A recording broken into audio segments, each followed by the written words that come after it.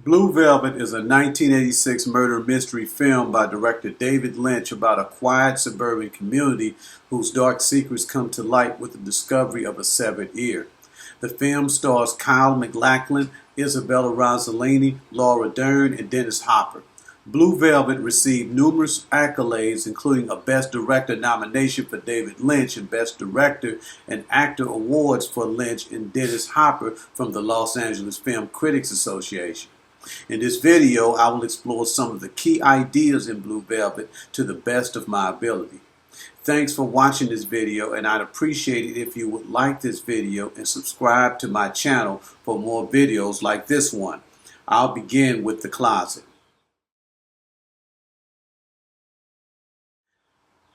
The closet in Dorothy's apartment symbolizes the social and moral restrictions we impose on ourselves and restrictions that are imposed on us externally. From the closet looking out, Jeff is able to safely and privately act out his fantasies through Frank, who gets off on deviant sex with Dorothy. The closet also represents the outsider's perspective. To Jeff, Dorothy, from his side of the closet door, looks like a victim. This is how a woman being beaten by a man is perceived in his world. But when Jeff comes out of the closet and into Dorothy's world, he learns that the world he sees from the closet isn't black and white. That Dorothy is not a victim, but that she is a willing participant. And this is also what turns Jeff on about her. Sandy is also limited by her subjective views of her world. To her, Jeff seems as normal and ordinary as the town of Lumberton, until he comes out of the closet when Dorothy brings their secret relationship to the light. Dorothy making Jeff strip out of his clothes is also symbolic. His clothes or outward appearance is his image and how he wants to be seen by Sandy's and others in the community. Dorothy getting him to strip out of his clothes is getting him to reveal who he really is, not only to society but to himself as well.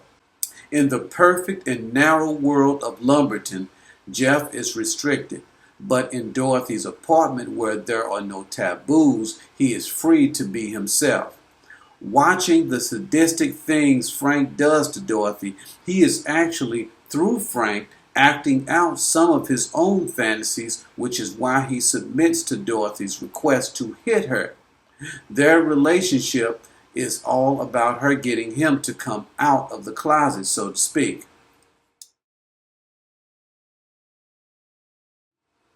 Lumberton's squeaky clean appearance is a mask for drugs, murder, crooked cops, and perverts like Frank and Dorothy. And taking off the city's mask also exposes Jeff's secrets as well. But in order for Jeff to expose Lumberton's secrets, he has to let go of all of his inhibitions and the mores of the community he grew up in. Sandy represents this community, and also why Jeff can't reveal his secrets to her but can with Dorothy. This is also why he must go up to Dorothy's apartment alone. If Sandy had gone up with him, he wouldn't have revealed himself as he does with Dorothy. He would have remained hidden and locked up within himself by the informal norms of his community. This point is demonstrated when Sandy sees Jeff and Dorothy together. He is ashamed and denies Dorothy's claim that they are lovers. Voyeurism is watching and getting off from seeing others experience pleasure or pain. In Blue Velvet, Jeffrey plays the role of a detective trying to solve a murder mystery, a mystery which is also tied to discovering things about himself. But when Dorothy orders him to strip out of his clothes, she is really telling him to let go of his inhibitions. This is why fear is such an important element of the film. What keeps us from expressing ourselves is what we think of other people's opinions. This is why Jeff feels free to express himself in the privacy and safety of Dorothy's apartment. This element of privacy and safety is also reinforced by the fact that Jeff sees her at night. Night being a metaphor for not only mystery, but also for secrecy, which is why she calls him her secret lover. Besides privacy, Dorothy helps Jeff come out of the closet by giving him two things, and those two things are the proper environment and consent.